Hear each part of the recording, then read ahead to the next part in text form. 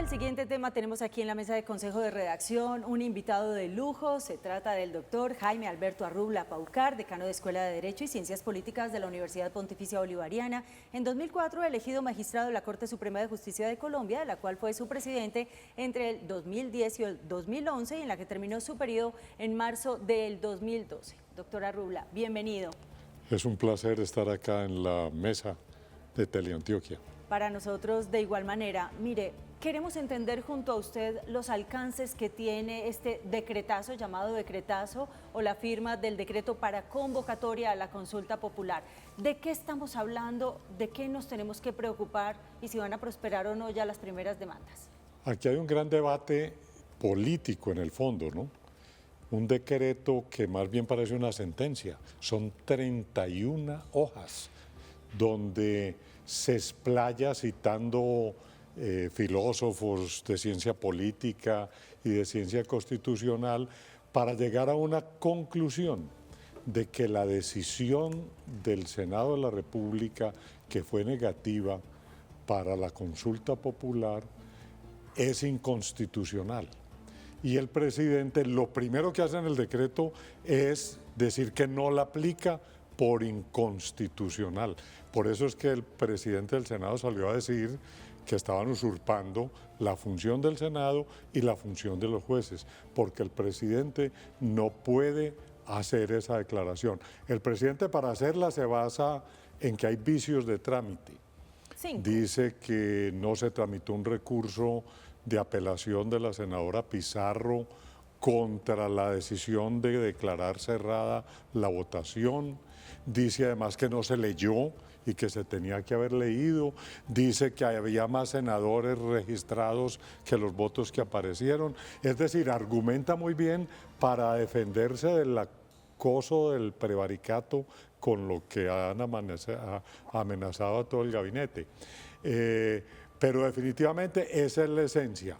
Al declararlo con fundamento en el artículo 4 de la Constitución inaplicable, una excepción de inconstitucionalidad que aplican los jueces, que tiene antecedentes en la justicia norteamericana con el famoso juez Marshall, al inaplicarlo es una inaplicación por la vía administrativa. Para que el funcionario administrativo pueda inaplicar un concepto del Senado, por ejemplo, tenía que ser una evidente contradicción con la Constitución, como cuando a un soldado le dicen mate a este señor y él dice no lo mato porque la Constitución prohíbe la pena de muerte. Pero aquí, para poder llegar a esa conclusión, hay que mirar las actas, las votaciones, y eso no lo puede hacer el presidente en un decreto. Doctor Jaime Arrubla, precisamente por lo que usted está argumentando, podemos hablar entonces que el decretazo de ayer podría ser tomado como un acto autoritario perfectamente. Sí, por lo menos quiebra el orden constitucional de pesos y contrapesos, porque aquí el Senado lo que hace es un contrapeso político. Y al decir que lo inaplica, sí se está yendo el presidente más allá de lo que la razonabilidad que él invoca invitaría a aplicar. Y está dejando al Senado sin la posibilidad de participar en lo que es la consulta popular. Él lo había dicho, que es el pueblo, pero es que la Constitución también se hizo por mandato del pueblo. La Asamblea Constituyente fue integrada por el pueblo y el pueblo fue el que acordó estas reglas del juego. Es que la democracia son reglas del juego. Yo no puedo desconocer las instituciones para decir que voy a acudir al pueblo. El pueblo decidió que el Senado tenía que dar el visto bueno y eso es lo que se le está reclamando al decreto. Pero eso es lo que hace y enseguida pues invoca un artículo 33 de la ley estatutaria para decir que como el Senado no se pronunció legítimamente, el presidente toma ese silencio y convoca él directamente a la consulta para el 7 de agosto próximo. Doctora Arrubla, a propósito de lo que usted menciona, el presidente de la República también en medio de su alocución presidencial de casi 2 horas Dice que si no es vía consulta popular, entonces será Asamblea Nacional Constituyente. Esto para los televidentes, pues quizá puede sonar en un término que de pronto hay que apropiar un poco más y acotar un poco más cuál sería entonces esos pasos siguientes en caso de que esta consulta popular pues no pase por alguna razón. Esa es una absoluta impropiedad del señor presidente en la que ha incurrido ya 2 veces. Cuando le negaron la reforma a la salud, dijo que se citaba a una Asamblea Nacional Constituyente, recuerden, y todo el mundo habló sobre el tema. Ahora vuelve y lo dice. Ni el tema de la reforma a la salud, ni los temas, las 12 preguntas de la reforma laboral son motivo de normas constitucionales, son para normas legales. Entonces una constituyente para hacer una ley, para eso está lo que está haciendo, la consulta, o incluso podría ser hasta otro mecanismo de participación, pero una asamblea constituyente para reformar el Código Sustantivo del Trabajo, que es lo que está haciendo esta reforma, es absolutamente inconsecuente, no tiene razón de ser. Otro de los términos mencionados es el prevaricato de los ministros. ¿Qué es prevaricato y los ministros cometieron prevaricato? Prevaricato es actuar en contra de la ley a sabiendas. Los ministros entonces han dicho, al firmar este decreto, brincándose en el concepto del Senado, van a prevaricar el presidente y todos sus ministros. Uno se pone a ver las 31 páginas del decreto y son un esfuerzo enorme jurídicamente, precisamente para evitar que incurran en un prevaricato. Es decir, están llevando la discusión, hay argumentos sólidos en el decreto para decir que el presidente desconoce la función del Senado, que son que no se leyó, que no se atendió el recurso de apelación, que no coinciden los senadores. Si eso es así, podía excusarse del prevaricato, porque sí habría argumentos, correcto. O sea, lo del prevaricato, el decreto Sí, no. lo deja en tela de juicio. De juicio. Sí. Doctor, el presidente definitivamente quiere hacer la consulta como sea. Ha desconocido la separación de poderes. Esto nos puede mostrar entonces lo que puede pasar en unos próximos procesos democráticos en el país en los próximos meses o años. Sí, el presidente está empeñado en sus reformas a la salud, a la laboral y otras que él dice que no se han cumplido y que el Congreso no le permite hacer eso. Entonces él acude a este mecanismo directo de participación ciudadana. Uno lo que ve es los tiempos. Imagínense, si esto se hace el 7 de agosto, eso se tiene que volver ley de la República, porque estas son preguntas muy generales. En ese periodo de la legislatura del segundo semestre o en el siguiente, si el Congreso tiene ambos periodos, el que está en curso y el siguiente ya haya elegido otro presidente de la República. Entonces piensa uno, ¿tanto afán para qué?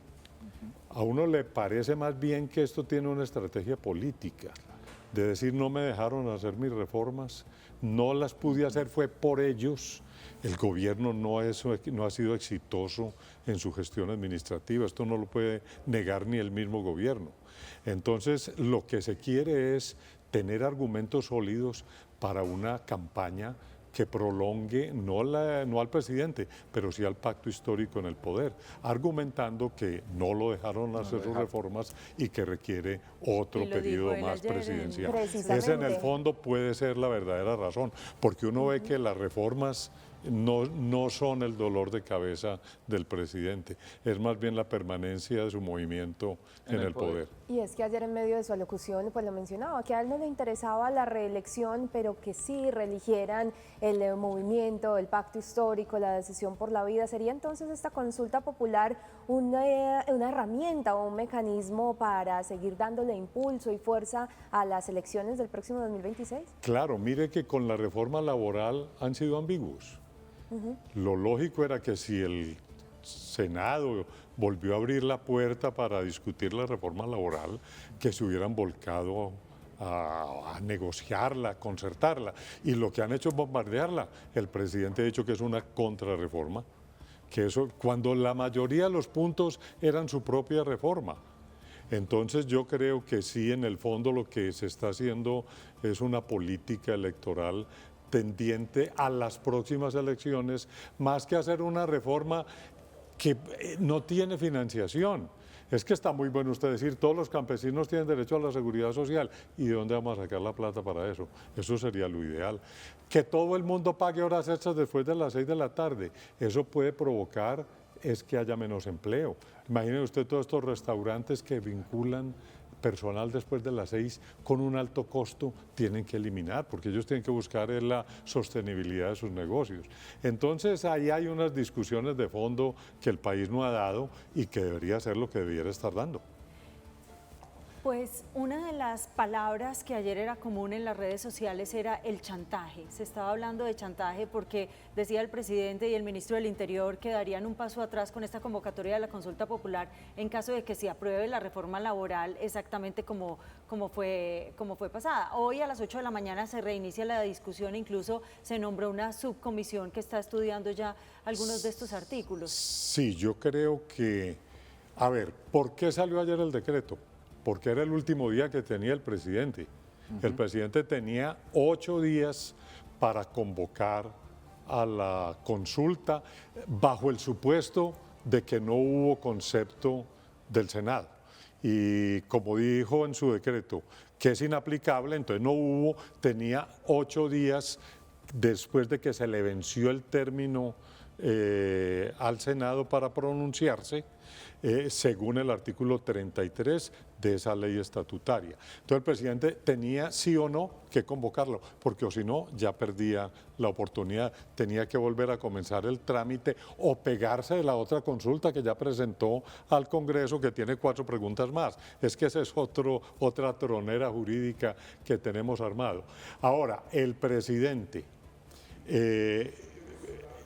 volvió y fue el ministro del Interior el que dijo, si aprueban la reforma laboral tal como la queremos, entonces quitamos o derogamos, porque esto tuvo que haber aparecido ayer en el diario oficial ya, o sea, ya el decreto está promulgado, o sea, derogamos el decreto.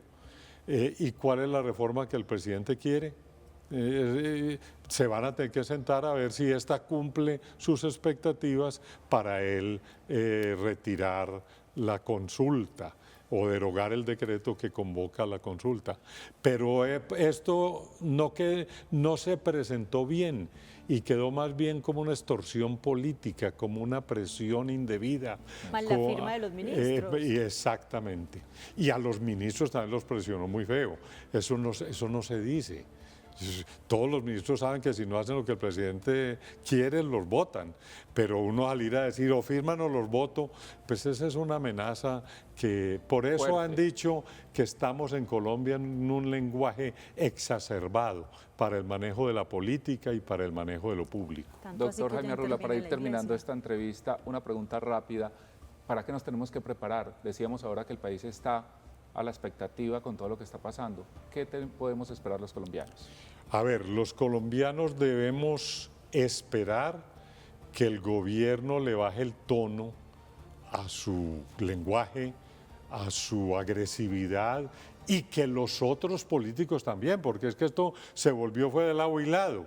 Y esto no conduce a buscar soluciones, a buscar concordia y a buscar salidas a los problemas del país.